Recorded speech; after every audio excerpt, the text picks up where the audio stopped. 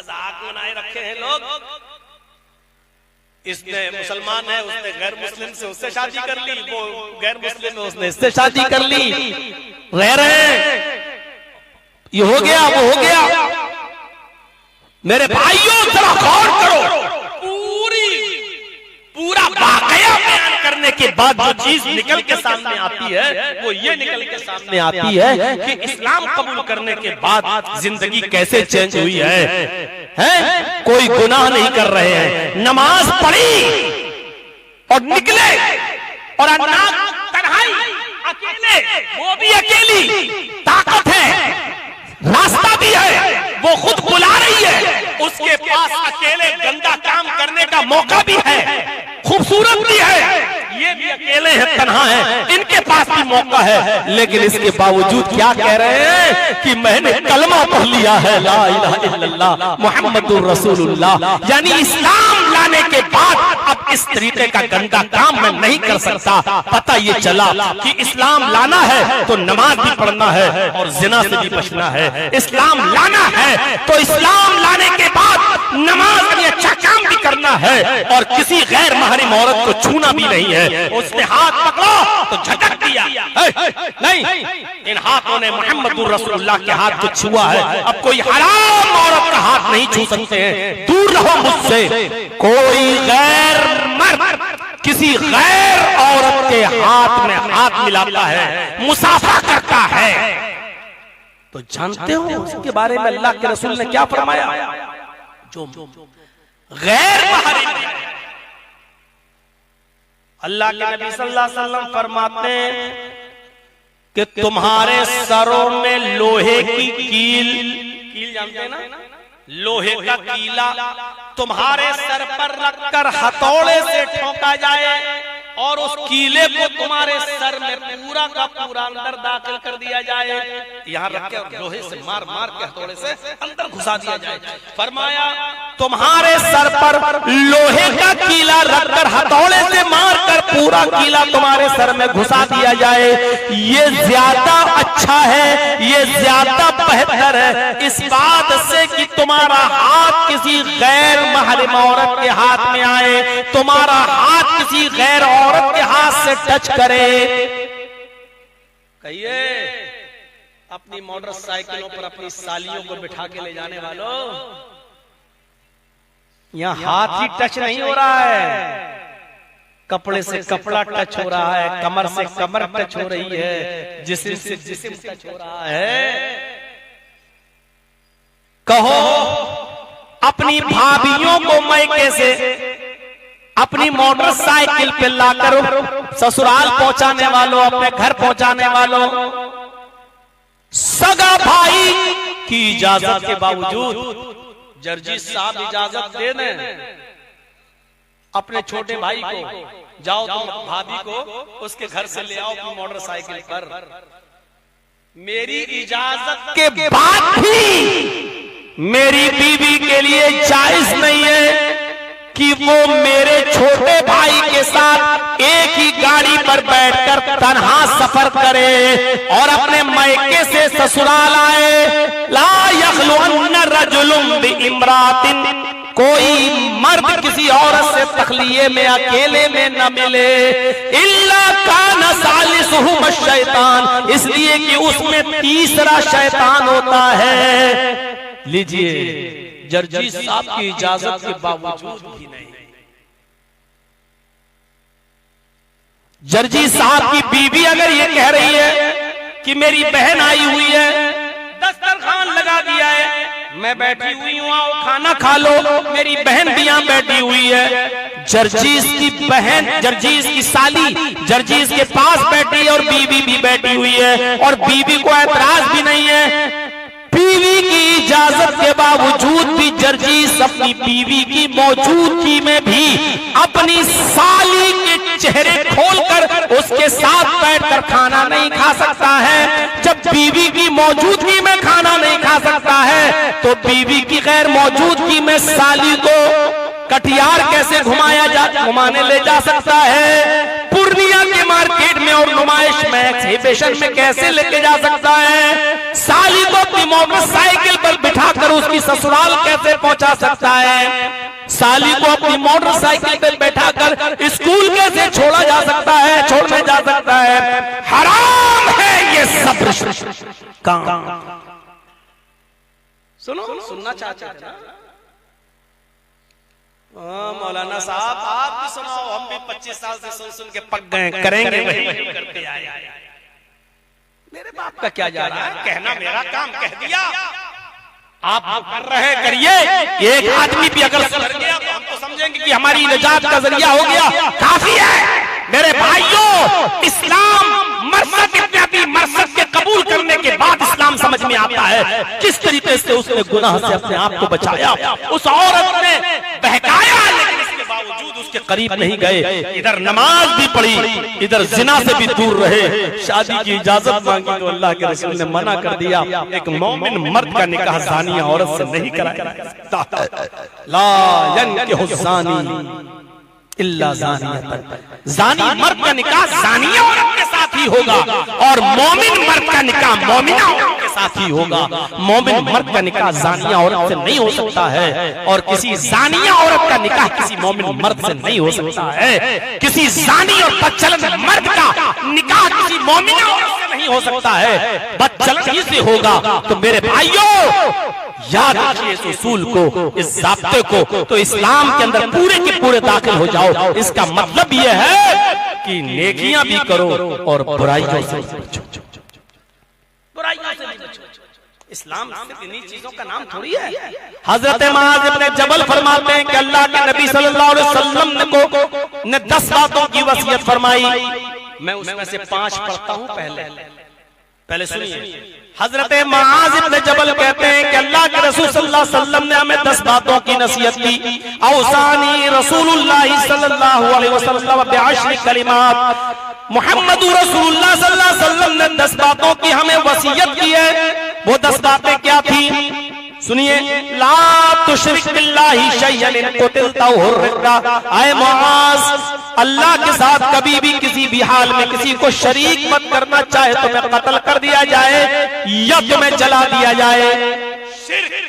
जहां इस्लाम लाने के बाद तौहीद जरूरी हो जाती है मुसलमान के लिए कि एक अल्लाह की इबादत करे, वहीं ये भी जरूरी हो जाता है कि वो गैरुल्लाह की इबादत से बचे। जहां ये जरूरी हो जाता है कि वो अल्लाह के सामने सजदा करे, वहां ये भी जरूरी हो जाता है कि अब तमाम दूसरों के सामने जो सजदा करता था उससे अपने आप को बचाए, अब किसी गैर के सामने सजदा नहीं करेगा। जहां ये जरूरी हो जाता है कि सिर्फ एक अल्लाह से सवाल करे, एक अल्लाह से मांगे, वह ये भी जरूरी हो जाता है कि अब अल्लाह के अलावा वो किसी और से मदद तलब न करे, किसी और से न मांगे। अल्लाह के नबी सल्लल्लाहु अलैहि वसल्लम ने एक सहाबी से कहा था, इज़ा सअल्ता फसलिल्लाह व इज़ा इस्तअनता फस्तईन बिल्लाह, जब भी सवाल करो तो एक अल्लाह से सवाल करना, और जब भी मदद तलब करना हो तो एक अल्लाह से मदद मांगना। जूते का तस्मा, जूते का तलवा भी अगर टूट जाए और वो भी मांगना पड़े तो एक अल्लाह से मांगना, अल्लाह के अलावा किसी गैर से मत मांगना। दोनों चीजों का नाम है। जहां एक अल्लाह के सामने सर झुकाना है, वहीं पर दूसरों के सामने सर झुकाने से अपने आप को बचाना है। जहां एक अल्लाह से मदद मांगना है, वहां गैरुल्लाह की मदद को ठुकराना है। जहां एक अल्लाह की इबादत करना है, वहां गैरुल्लाह की इबादत से बचना भी है। ये दोनों चीजें जरूरी हैं। फरमाया, अगर कोई जबरदस्ती शिर्क कराए, अगर कोई तुम्हारी गर्दन पर तलवार रखकर कहे कि अल्लाह का इनकार कर, तो अल्लाह को मानता है? छोड़ अल्लाह का इनकार कर। अगर अल्लाह का इनकार करने से तेरी जान बच रही है और तुझे मालूम है कि अगर अल्लाह का इनकार नहीं करेंगे तो हमें मार डालेंगे, कत्ल कर देंगे, तो अल्लाह का इनकार कुफ्र तो है लेकिन शिर्क नहीं है। तो तुम जब जुमले कुफ्र अदा करके अपनी जान बचा लो, लेकिन दिल में नियत न रखना, ऊपर दिल से कह दो हाँ ठीक अल्लाह नहीं है। अगर वो कह रहे हो ये 4-5 आदमी तलवार रख, जैसे होता नहीं है, बहुत से लोग घेर लेते हैं, बांध देते हैं और कहते हैं जय श्री राम बोलो, ये गुंडे होते हैं, ये राम भक्त नहीं होते। क्योंकि किसी भी धर्म के अंदर जबरदस्ती किसी को न तो ला इलाहा इल्लल्लाह पढ़वाया जा सकता है और न जय श्री राम कहलवाया जा सकता है। हिंदू धर्म ने भी मना किया है और इस्लाम ने भी कहा ला इकराहा फिद्दीन, दीन में जबरदस्ती नहीं है। ये जाहिल लोग होते हैं, ये गुंडे लोग होते हैं, ये अनभक्त लोग होते हैं, ये सरफरे लोग होते हैं, ये वो लोग होते हैं जिनको उनके घरों से उनके माँ बाप की अच्छी तरबियत नहीं मिली हुई होती है। ऐसे ही कुछ लोग अपने सीनों में या अपने जिस्म में बम लगाकर बेकसूर लोगों के ऊपर कूद जाते हैं और अपने आप को फिदाई हमले में बर्बाद करके समझते हैं कि हमने बहुत बड़ा जिहाद किया। ये भी अनभक्त और जाहिल लोग होते हैं। खुदकुशी करना इस्लाम में जायज ही नहीं है। अपने सीने पे बम लगाकर 1000 और 2000 के मजमे में कूद जाना ये कोई बहादुरी की बात नहीं है। मेरे भाइयों, ये जुल्म है और इस्लाम इसी को दहशतगर्दी कहता है और इसी का नाम आतंकवाद है। इस्लाम से इसका कोई ताल्लुक नहीं है। मेरे प्यारे साथियों, इस्लाम ये कहता है जो जिस मजहब का मानने वाला है और जिस पर अमल कर रहा है उसको करने दो। हाँ, जबरदस्ती किसी को मुसलमान मत बनाओ। अल्लाह की तौहीद उसके सामने पेश करो, मानता है तो ठीक, नहीं मानता है तो आप जबरदस्ती इस्लाम का कलमा नहीं पढ़ा सकते हैं। मेरे भाइयों, जंगे खैबर के अंदर जब अल्लाह के नबी को कामयाबी मिली और यहूदियों को इलाका छोड़ने का हुक्म हुआ कि तुम चले जाओ और मेरी बस्ती छोड़ दो, तो इन यहूदियों में से चंद लोग आते और कहते हैं कि अल्लाह के रसूल, हम जाने के लिए तैयार हैं, आपका इलाका छोड़ने के लिए तैयार हैं, हमारा जो माल जंग में लूटा है आपने वो भी आप ले लीजिए, आपके सहाबा ले लें, क्योंकि वो आपको मिला है, माले गनीमत है, हमारा उस पर कोई हक नहीं, आप ले लीजिए, लेकिन एक गुजारिश है। फरमाया क्या? अल्लाह के रसूल, हमारा लूटा हुआ माल हमें नहीं चाहिए, आपकी बस्ती हम छोड़ने के लिए भी तैयार है। आपने कहा फिर बात क्या है?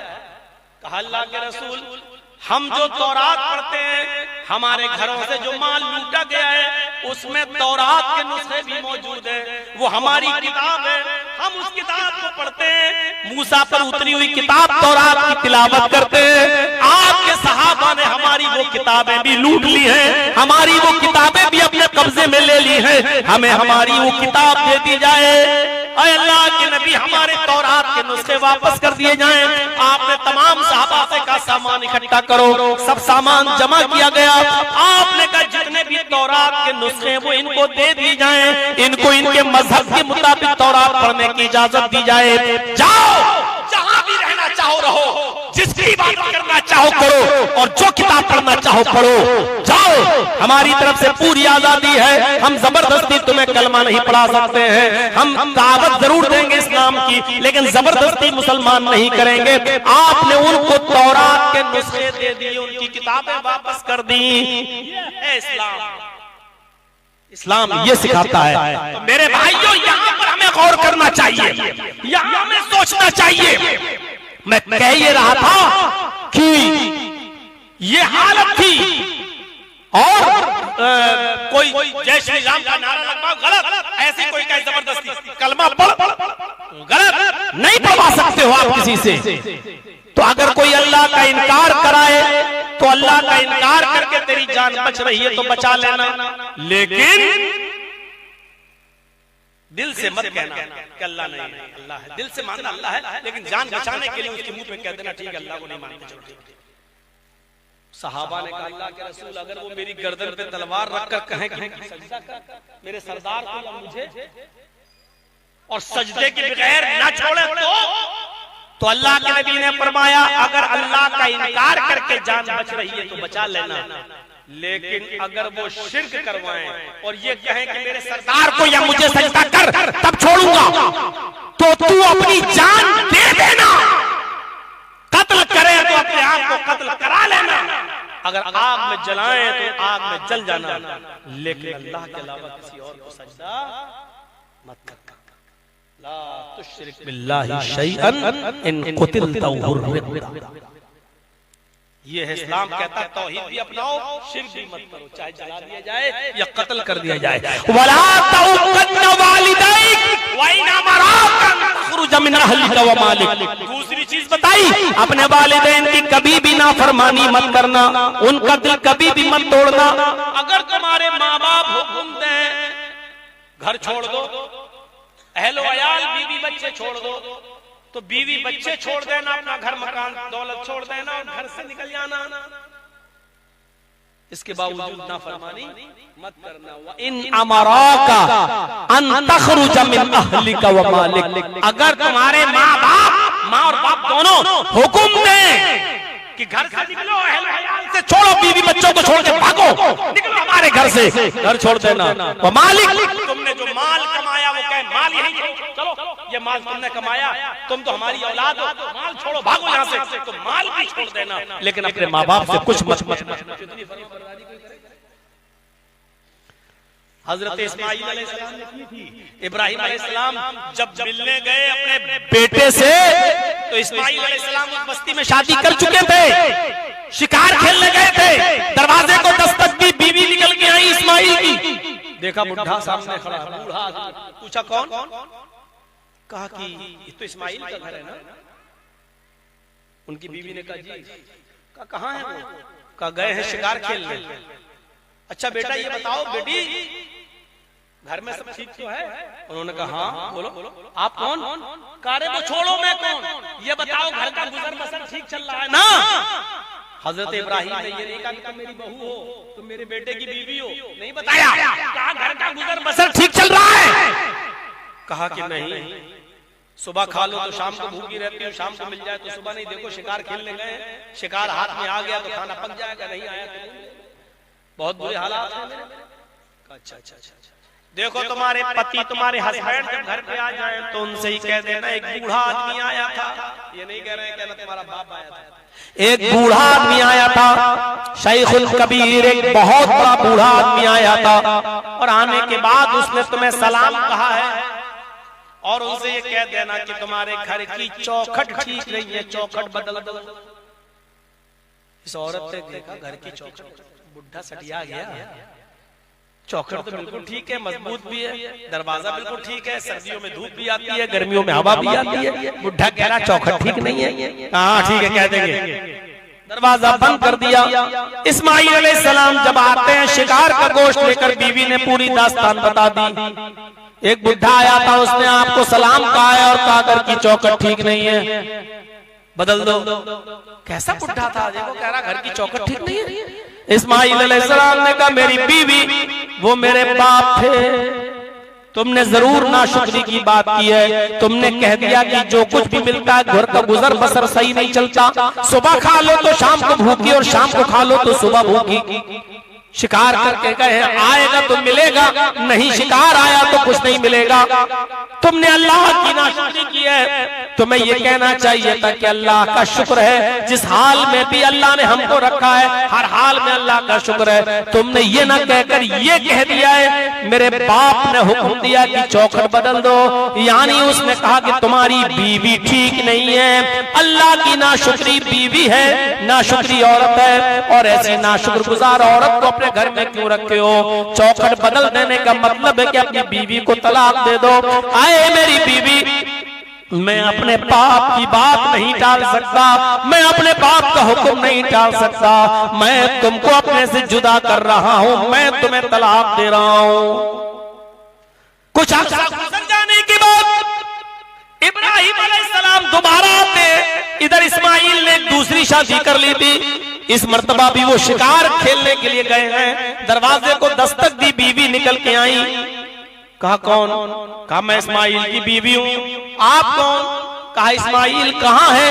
कहा वो शिकार करने के लिए गए जंगल में। कहा बेटी घर का गुजर बसर कैसा चलता तुम्हारा?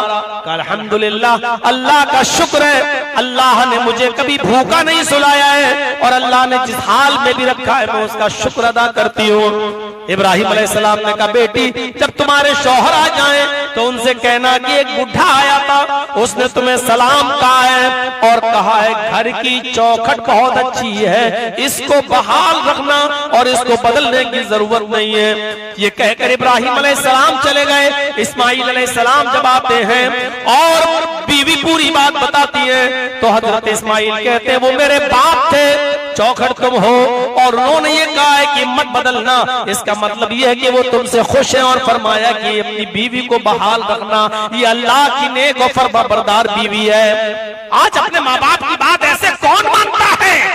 नाफरमानी की जाती है। आप गौर करें इस वाक़े पर। हजरत अलकमा का आखिरी वक्त है, और अलकमा का जब इंतकाल होने लगा, बिल्कुल आखिरी सांस ले रहे हैं, तो उनकी बीवी ने खबर भेजी अल्लाह के रसूल के पास कि अल्लाह के नबी, हजरत अलकमा की तबीयत बहुत खराब है, और आइए उनकी आयादत कर लीजिए। उनके मुंह से कलमा अदा नहीं हो रहा है।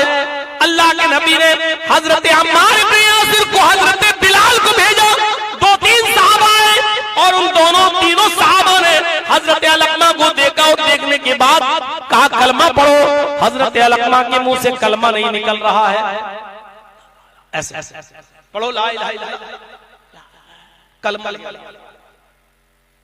खबर भेजी इन तीनों साहबा ने कि अल्लाह के नबी अलकमा की हालत वाकई खराब है, कलमा अदा नहीं हो रहा है। अल्लाह के नबी आए, अल्लाह के रसूल ने जब अलकमा को इस हाल में देखा तो अलकमा कलमा पढ़ो। अलकमा मुंह खोल ले, कलमा निकालना चाहते, लेकिन कलमा अदा नहीं हो रहा है। अल्लाह के नबी ने फरमाया मुझे अलकमा की माँ से मिलना है, शायद अलकमा की माँ अलकमा से नाराज है। सहाबा को भेजा कि अल्लाह के नबी सल्लल्लाहु अलैहि वसल्लम आपसे मिलना चाहते, आ सकते या नहीं? अलकमा की माँ दूसरे घर में थी, वो कहती है कि नहीं नबी अकरम को मत आने दीजिए, मैं खुद चलती हूँ। आपको क्यों तकलीफ दी जा रही है? मैं अल्लाह के रसूल के पास खुद चलती हूँ। अलकमा की माँ लाठी टेक कर आई, घर में आई, अल्लाह के नबी सल्लल्लाहु अलैहि वसल्लम के पास आकर बैठ गई।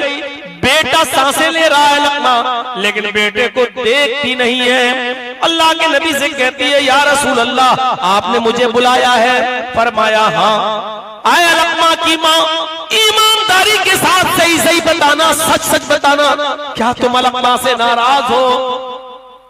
कहती है हाँ। कहा अलकमा को माफ कर दो। कहती अल्लाह के रसूल अलकमा को मैं माफ नहीं कर सकती हूँ। आए अल्लाह के नबी, मैं अलकमा को माफ नहीं कर सकती हूँ। आए नौजवानों, आधे से ज्यादा तुम जा चुके हो, जितने बैठे हो जरा सुन लीजिएगा। तुम लोगों में से बहुत सौ की माँ जिंदा होगी, मौका हो तो खिदमत कर लो, जिंदगी मिली है तो अपने माँ को रूठी हुई हो तो मना लो। अल्लाह की माँ कोई बहुत ज्यादा गुस्से में, बहुत बड़ी बात नहीं थी, एक छोटी सी मामूली सी बात थी, और उस वजह से नाराज थी। अल्लाह के नबी ने फरमाया अलकमा की माँ, तुम अलकमा को माफ नहीं करोगी? नहीं। क्या बात है, वजह क्या है, तुम अलकमा से नाराज क्यों हो? क्या अलकमा के अंदर कोई कमी तुमने देखी? तो पहले तारीफ कर रही है माँ अलकमा की, कहती है हाँ अल्लाह के नबी, अलकमा में नेकियों की कमी नहीं है, अलकमा में नेकियों की कमी नहीं है। काना कसीरुस सलाह व कसीरुस सियामी व कसीरुस सदका। आए अल्लाह के नबी, अलकमा बहुत बड़ा नमाजी है, कसीरुस सयाम बहुत बड़ा रोजेदार है, वह कसीरुस सदका बहुत ज्यादा सदका और खैरात करने वाला है। आए अल्लाह के नबी, नमाजों में कमी नहीं है अलकमा की, बहुत बड़ा नमाजी है, बहुत बड़ा रोजेदार है, बहुत बड़ा सदका और खैरात करने वाला है, गरीबों की मदद करने वाला है, सब कुछ है। वलाकिन फफ़दा ज़ौजतहु अला उम्मी, बस बुराई ये है कि वो अपनी बीवी को अपनी माँ पर तरजीह देता है। वलाकिन फफ़दा ज़ौजतहु अला उम्मी, वो अपनी बीवी को अपनी माँ पर तरजीह देता है। तरजीह देने का मतलब समझते हो? नहीं। खाने की कोई चीज आती है, मुझे भी खिलाता है, बीवी को भी देता है, लेकिन पहले बीवी को देता है, बाद में मुझे देता है।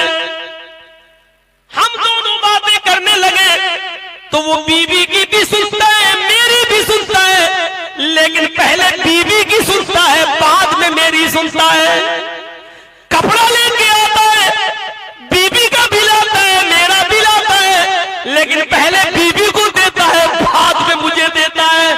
माँ की नाफरमानी नहीं है, खिला रहा है, पिला रहा है, कपड़ा भी दे रहा है, सब कुछ कर रहा है, लेकिन फर्क इतना है कि पहले बीबी को देता है, बाद में माँ को। इसी को कहते हैं तरजीह देना, इसी को कहते हैं तरजीह देना। आपने कई मौलवियों को दावत दी, जर्जी साहब को लास्ट में रखा, इसको कहते हैं तरजीह देना। जर्जी साहब को तरजीह दी, बुलाया उनको भी है, मुझे भी, खाना उनको भी खिलाया, मुझे भी, लेकिन तरजीह आपने मुझे दी, यानी आपने मुझे ज्यादा टाइम दिया, आपने मुझे मेहनत समझा, आपने मुझे ज्यादा अहमियत दी।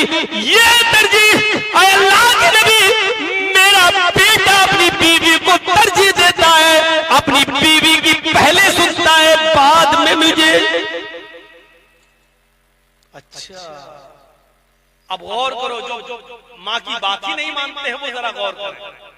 ये तो बात मानता था, माँ की सुनता भी था, लेकिन जब माँ और बीवी दोनों की सुनना पड़ती तो पहले बीवी की सुनता था, बाद में माँ की।